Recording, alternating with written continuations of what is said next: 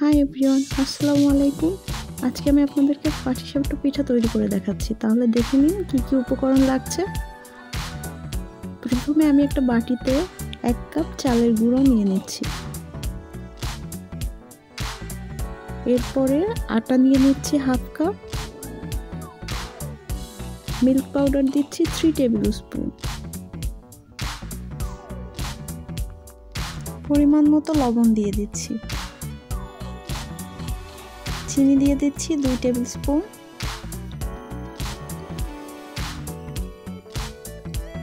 এরপর সবগুলো উপকরণ ভালোভাবে মিশিয়ে নিচ্ছি।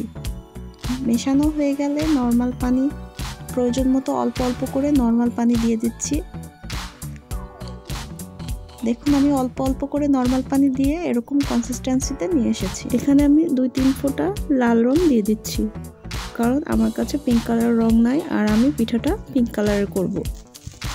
দেখুন একটা হালকা পিঙ্ক কালার হয়েছে। এখন এটাকে আমি 2 ঘন্টার জন্য ঢেকে রাখবো।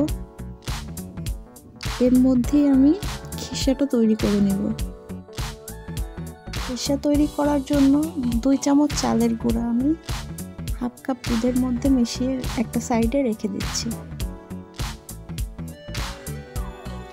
এরপর আমি খেজুরের গুড়টাকে গ্রেট করে নিচ্ছি ছুরির সাহায্যে। গ্রেট করা হয়ে গেছে, এবার চুলায় চলে যাচ্ছি। এখানে আমি 1/2 লিটার দুধ নিয়েছি, বলক চলে এসেছে। এবার আমি নাড়তে নাড়তে এটাকে আরেকটু কমিয়ে নিব। যখন হালকা ঘন হয়ে আসবে তখন এটাতে গুড় দিয়ে দিব। আমার গুড় দেওয়া হয়ে গেছে। এবার গুড়টাকে ভালোভাবে জাল করে মেল্ট করে নিব। যখন মেল্ট হয়ে আরেকটু সামান্য ঘন হয়ে আসবে তখন চালের গুঁড়ো দিয়ে দিব, যেটা আমি দুধ দিয়ে ভিজিয়ে রেখেছি সেই চালের গুঁড়ো।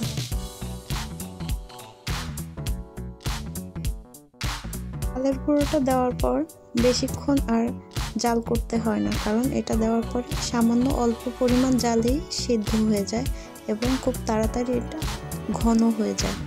থিকনেসটা যখন এরকম হবে তখন এটা চুলা থেকে নামিয়ে নিতে হবে, কারণ এরপরে বাটিতে তুললে আরও একটু শক্ত হবে। দেখুন কীরকম হয়েছে। এবার পিঠা ভাজার পালা। মিডিয়াম আঁচে ফ্রাই প্যান বসিয়ে সেটাতে আমি তেল ব্রাশ করে নিচ্ছি। এরপরে একটা কাপড় দিয়ে মুছে নিচ্ছি যাতে তেলটা কম হয়, কারণ তেলটা বেশি হয়ে গেলে পিঠার গায়ে ছিদ্র ছিদ্র হয়, পিঠাটা প্লেন হয় না। তাই বড় চামচের 1.5 চামচ ব্যাটার নিয়ে এটাকে আমি আলতো হাতে ঘুরিয়ে ঘুরিয়ে পুরো প্যানে ছড়িয়ে দিচ্ছি। ছড়ানো হয়ে গেছে। এখন দেখুন আস্তে আস্তে ব্যাটারের কালার চেঞ্জ হচ্ছে, শুধু এক জায়গায় একটু সাদা আছে। দেখুন সাদা কালারটাও চেঞ্জ হয়ে গেছে। এখন খিসাটা আমি দিয়ে নিচ্ছি। এরপরে আমি খুব সাবধানে একটা কাঠের খুন্তির সাহায্যে এটাকে ফোল্ড করে নিচ্ছি। ফোল্ড করার সময় একটু সাবধানতা অবলম্বন করতে হবে, কারণ পিঠাটা যদি ভেঙে যায় তাহলে ক্ষীরটা বের হয়ে যাবে। এরপরে আমি এপিট ওপিট করে 30 সেকেন্ডের জন্য ভেজে নিচ্ছি। প্রথমে এই পিঠ 30 সেকেন্ড ভেজে নিচ্ছি, এরপরে উল্টে অপর পিঠ ভেজে নিচ্ছি। আমার পিঠাটা ভাজা হয়ে গেছে। সেম প্রসেসে আমি সবগুলো পিঠা বানিয়ে নিচ্ছি। এই পিঠাটা বানানো অনেক সহজ এবং খেতেও খুব মজা। এটা পরিবারের সবাই পছন্দ করে, ছোট থেকে বড় সবাই। বিশেষ করে আমরা বাঙালিরা এই পিঠাটা শীত মৌসুমে তৈরি করে থাকি, কিন্তু এই পিঠা আপনি যে কোনো সময় সকাল বিকালের নাস্তা হিসেবেও খেতে পারেন। পিঠাটা ক্ষীর ছাড়াও তৈরি করা যায়, তবে সেটাতে অন্যান্য উপকরণ অ্যাড করতে হয়। তাই আমি এরপরে আপনাদের জন্য ক্ষীর ছাড়া পাটিসাপটার রেসিপি নিয়ে আসবো। যদি আপনারা আমার এই পিঠার রেসিপিটাতে 1000-এর উপরে লাইক দিয়ে দেন আমাকে ভালোবেসে, তাহলে আমি আপনাদের জন্য ক্ষীর ছাড়া পাটিসাপটার রেসিপিটাও নিয়ে আসবো।